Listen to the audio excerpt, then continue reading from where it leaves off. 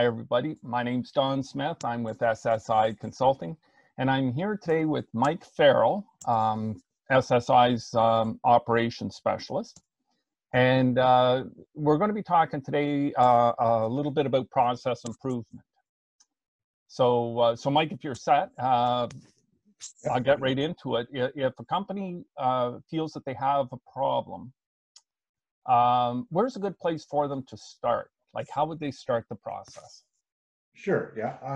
Well, I do frequently encounter operations that are underperforming, and quite often it's because the managers are quite honestly too busy, sort of dealing with the day-to-day and putting out fires and being pulled in all kinds of different directions to actually spend the time to focus on, fixing problems that they might have, or so they often put a band-aid, in place and then move on to the next issue. So, they may be worrying about getting their products out the door, worrying about staffing, making sure they have inventory and supplies, and the production schedule has to be updated, and there's production targets to meet, and there's budgets to meet, and there's just so many competing interests that they're dealing with on an ongoing basis. So often what happens is they put a band-aid in place and then move on to the next burning issue, and meanwhile that root cause sort of really never gets addressed. So I refer to this as most often as people are working in the business, sort of going on day to day. But firefighting is no way to run an effective business. To be effective, you really need to switch gears a bit and spend some time and some of your effort doing what I call working on the business versus in the business, working on the business. And that's really about focusing on how to improve the business.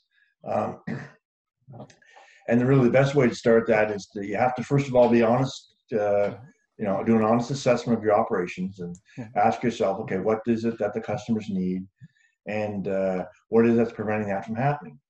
The first part of that question, for the most part, the fairly straightforward answer.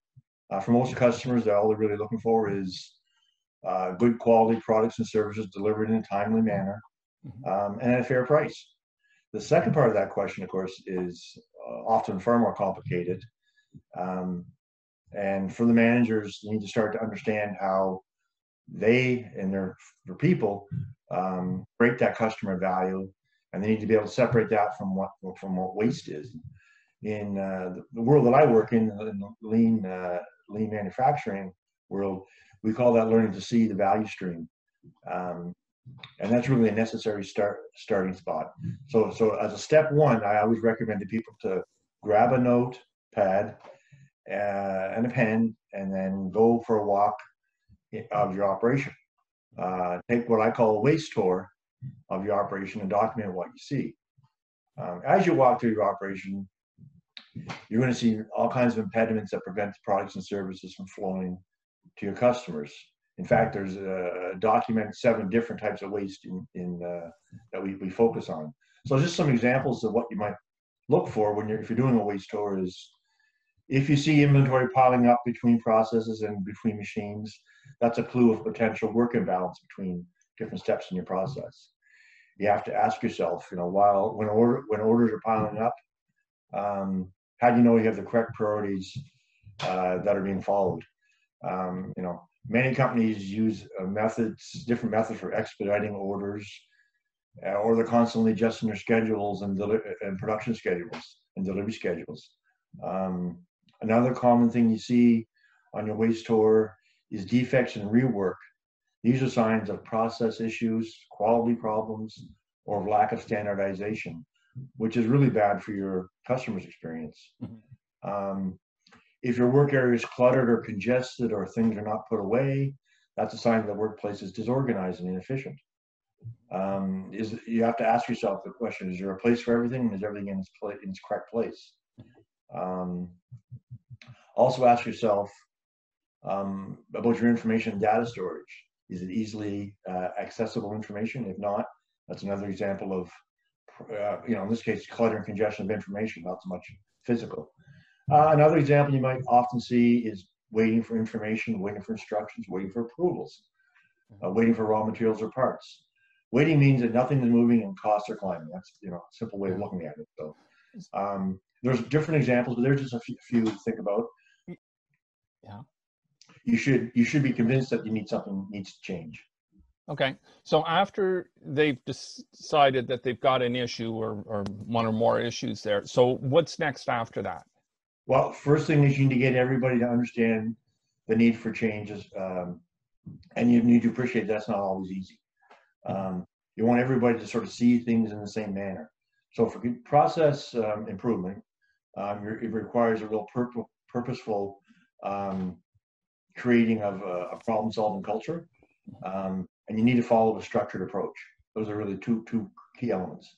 That starts typically with getting some knowledge. So not just for the management, but also for the staff that work in the operation. You want to get some basic training on how to properly do process improvement.